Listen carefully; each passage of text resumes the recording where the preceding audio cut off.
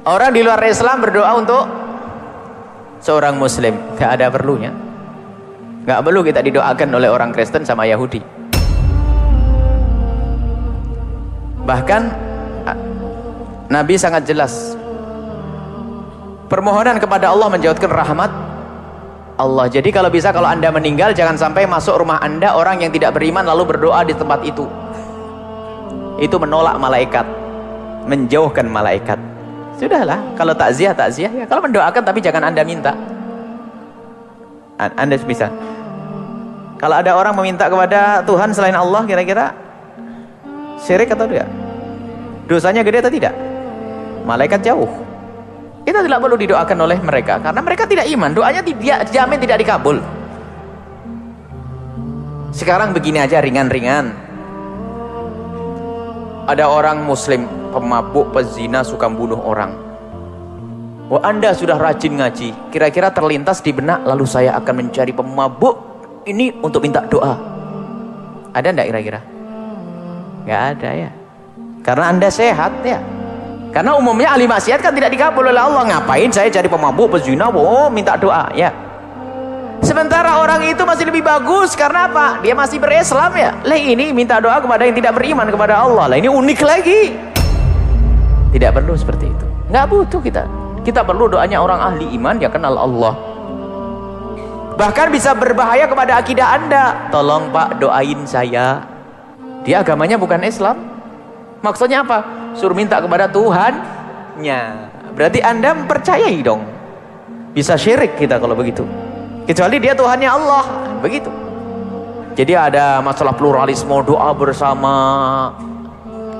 Itu adalah orang yang bingung bermesra-mesraan dengan di luar Islam. Islam itu sangat indah. Kalau mesra dengan luar Islam itu sederhana. Kalau tetangga kita yang Kristen sakit, kita kasih obat. Kalau lapar, kita kasih makan. Gak usah diajak sholat bareng, doa bareng dan sebagainya. Itu masalah pribadi kepada Allah.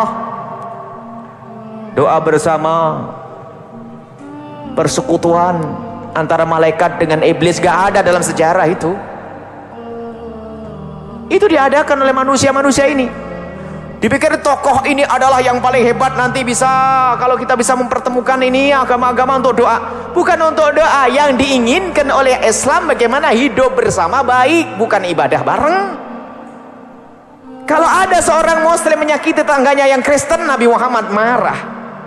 Tidak diterima sebagai umat Nabi Muhammad. Man adali dimian, man ada dimian faqad adani. Nyakiti orang kafir, orang Kristen yang hidup bersama kita, itu menyakiti Nabi Muhammad. Kurang apa? Gak usah sholat bareng, gak usah doa bareng, gak usah. Ini masalah pribadi.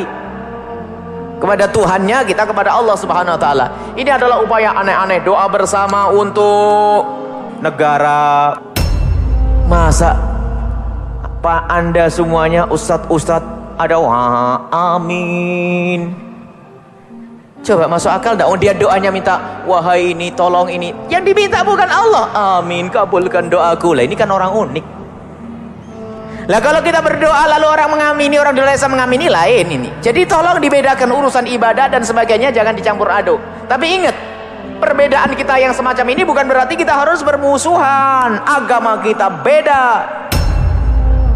Ikut merayakan Natalan haram, ini kan bukan berarti perang. Kalau mau ngasih ayam goreng besok saja setelah Natalan, jangan hari Natal. Kalau anda kebanyakan duit ngasih tetangga anda yang Kristen 10 juta, nanti saja, jangan pas hari Natal. Kita ingin menjamu orang Kristen bersama kita, makan enak, masuk rumah makannya enak, ingin, tidak ada masalah. Hubungan baik, tidak usah kita pakai arus pluralisme. Sama doa sama ini, insya Allah. Akhirnya nanti masjid, ya toleransilah, kalau Jumatan tolonglah datang, nanti saya akad ke gereja. Kalau memang itu terjadi, mempermudah malaikat, langsung dimasukkan neraka semua. Ini sudah ada kayak begitu. Ini adalah termasuk musibah akidah yang perlu kita cermati di zaman ini. Jadi tidak perlu kita minta doa kepada orang tidak beriman. Bahkan kalau kita mendoakan mereka, doakan dengan hidayah, bukan dengan selain itu. Karena apa? Yang paling dibutuhkan orang yang belum beriman, orang Kristen, Yahudi, dia butuh hidayah dari Allah. Kita doakan. Adapun untuk menjalankan perintah Nabi Muhammad, anda harus baik-baik dengan mereka. Ingat, tidak boleh kita merendahkan, mencaci, mengolok. Tetap wajar. Selagi dia tidak mengganggu Anda, Anda pun tidak boleh mengganggu. Kalau misalnya orang ganggu, ya kalau ada mereka ganggu kita ini ya memang benar-benar orang dungu, diganggu diem, wong kita digigit semut saja, ke semut kecil masih dicites gitu.